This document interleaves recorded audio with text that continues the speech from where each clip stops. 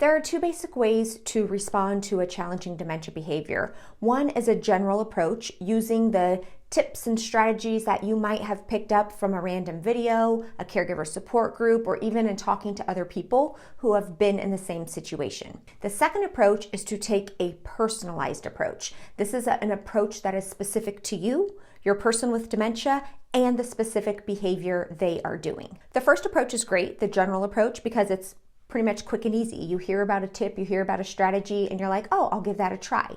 And if it works, wonderful. But if you're like many of the caregivers I talk to, you've tried a lot of the tips. You've tried a lot of the approaches. You've watched all the videos and you're like, my loved one just doesn't respond to that.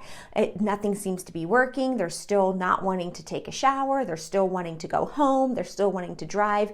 So if you're in a situation where you're faced with a challenging dementia-related behavior and you've tried all kinds of tips and strategies, it might be time to try a more personalized approach. In this video, I'm going to share with you step number 1 of my Behavior Changer program. The first step is the most important. It is the foundation. So I want to break this down step by step for you today so that you can get really clear on whatever that challenging behavior is for you. I want you to think of the one that really has you most worked up, really has you most frustrated. That's the one I want you to be thinking about as we go through this video together. Grab a piece of paper, grab a pen, you're going to need it. Also, make sure you stay to the end so you can figure out how to get all of the steps of the Behavior Changer program. We start a 5-day dementia behavior boot camp tomorrow, Monday, June 6th, and you can join us. First step, before we can solve any problem, we have to get really clear and identify what exactly is the problem. It's the most important step. It sounds simple, but after working with thousands of caregivers,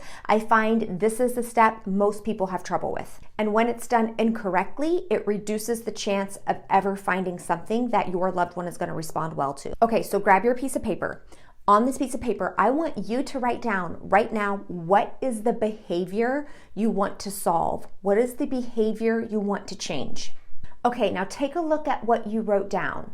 The very first step is actually getting clear on the problem, getting clear on the behavior, and what we cannot have in whatever you wrote down is your own interpretation and your own judgments. And I'm gonna guess that right now, your own interpretation and judgment is in whatever you wrote down.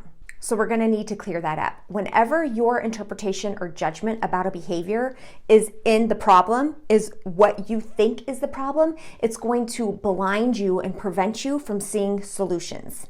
What you have to do is whatever you wrote down, whatever that behavior is, you have to describe it objectively, without bias, without interpretation. When you interpret a behavior from your point of view, you're likely going to miss the entire boat on what would actually help solve the behavior for your loved one. Here's an example that I use in my free behavior class. There was a caregiver who was caring for her mom.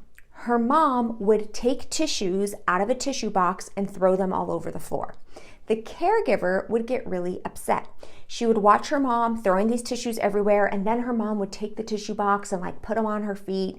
And this caregiver, if you were to ask her, what is the problem behavior? What's the problem behavior? The caregiver would say, my mom is wasting tissue, right? Right away, that's not objective. That's not without bias. You have interpreted the behavior as wasteful, right? So automatically, step 1, we're already having trouble. Notice why this is really important. If the caregiver is thinking my mom is wasting tissue, every single solution, every attempt that she tries to do to get her mom to change is going to be from the angle of trying to get her mom to stop wasting the tissue.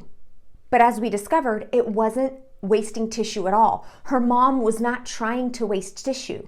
Her mom, what ended up happening, her mom just wanted something on her feet. That's why she was taking all of the tissues out of the tissue box and putting the tissue box on her feet. As soon as this caregiver was able to put the tissue box, put something on her mom's feet, the tissue box issue went away, right? But she was never, ever, ever going to discover that, right? We discover that through all the steps of the behavior changer, but she was never going to discover that if she kept thinking my mom is wasting tissue. If she was thinking that, she's trying to tell her mom to stop, she's trying to take away away the tissue boxes. She's trying to say tissue, you can't waste tissues. It's really expensive. You're wasting money.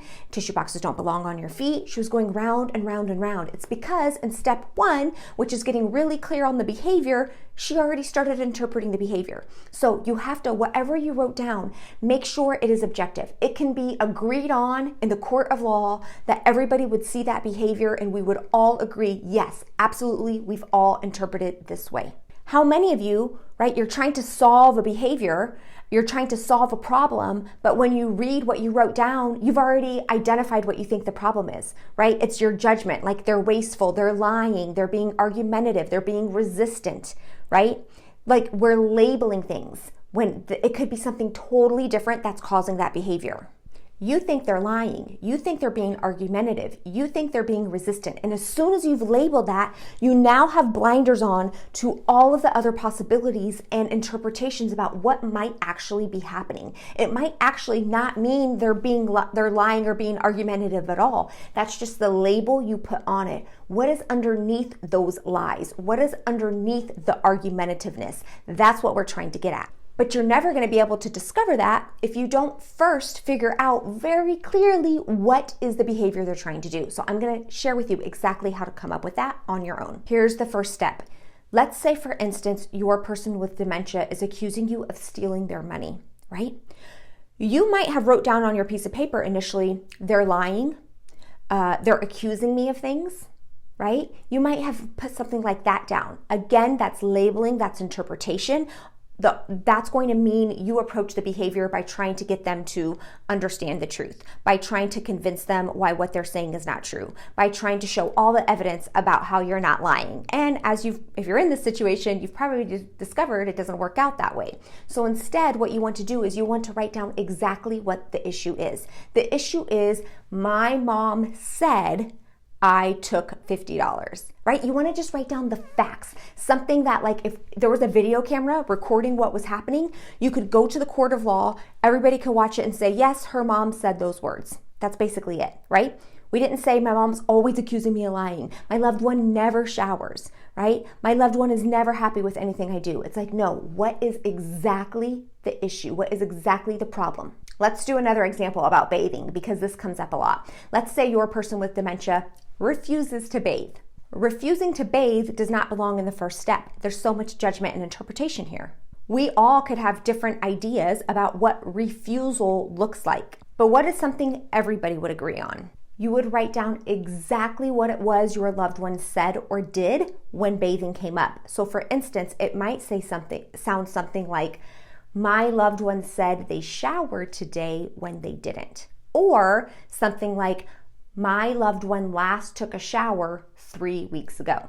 Again, it's very important. It's only the facts. And a quick check, how do you know if it's a fact? You can play a recording and every single person who watched it would agree that is exactly what happened. You also want to avoid words like always or never, because usually that's not even true.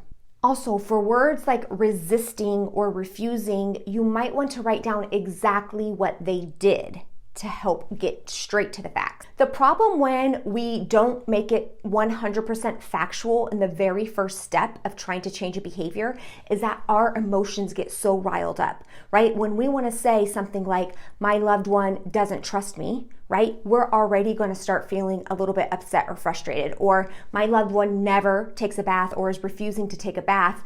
Your emotions are already getting riled up about that situation. But we can bring that down just a bit by getting really factual with it. So if we go back to the original example of the mom who was putting tissue boxes on her feet and throwing the tissue boxes everywhere, instead of my mom is wasting tissues, it would literally look like or sound like my mom is taking tissues out of boxes, putting tissues on the floor, and putting boxes on her feet. Notice how the first one, my mom is wasting tissue, is highly charged. It's going to likely lead to more strong emotion than my mom takes tissues out of a box and puts them on the floor, and she puts boxes on her feet.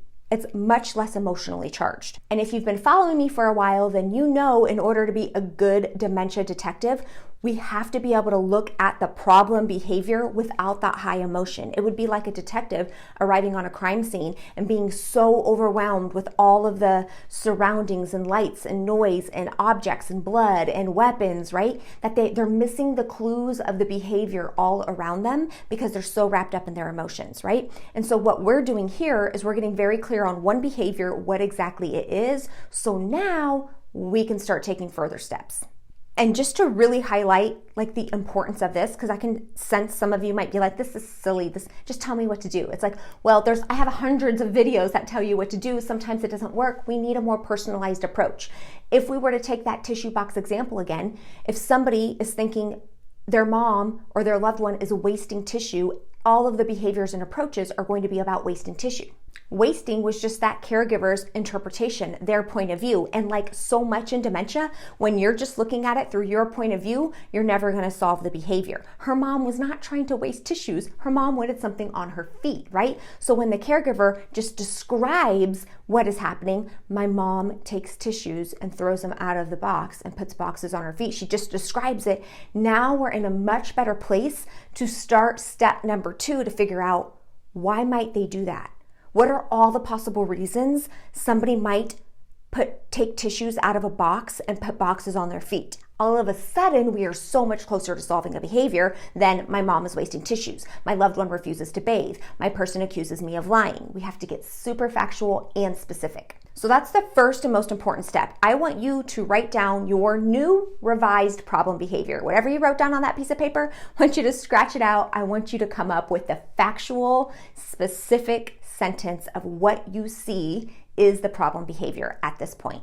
Then, now that you have a very clear picture of that, what I want you to do is I want you to join us inside my Dementia Behavior Changer Bootcamp, where I'm going to take you through all of the steps in order to solve a difficult dementia behavior that has nothing to do with generic tips and tricks and has everything to do with a specific approach to your loved one, the specific thing that is underlying what your loved one's doing. We're going to discover that and we're going to learn how to respond to it. We start tomorrow, Monday. I'm also going to be giving you specific feedback on those steps you're taking to make sure that you've got the whole thing planned out. And the cool thing is, the best part about it is that even though you're showing up with one behavior in mind, you can take these steps and you can apply them to any other behaviors you might be facing. Because if you're like most caregivers, there's more than one challenging behavior you're dealing with at a time. You can sign up at the link in the description below this video. If you decide not to join us in the Behavior Bootcamp, that's totally okay. What I want you to do from this video then is I want you to notice how just being objective in what the problem is can help reduce that emotional charge that's going to prevent you from seeing the clues all around. There are clues all around you right now that your loved one is communicating to you is impacting that behavior, contributing to that behavior. But when our emotions are way up here, right, just like that detective, we're missing those clues. So this first step can be helpful just in that regard. And if you're one of my Dementia Care Club members and you've already gone through the Behavior Changer, because you have 24/7 access right now, I'd love for you to leave a comment in terms of what your ahas were, what your takeaways were, how helpful that program was for you, so that other caregivers can see and join us inside the Behavior Changer starting tomorrow. I'll be back next week with an entirely new video. See you then.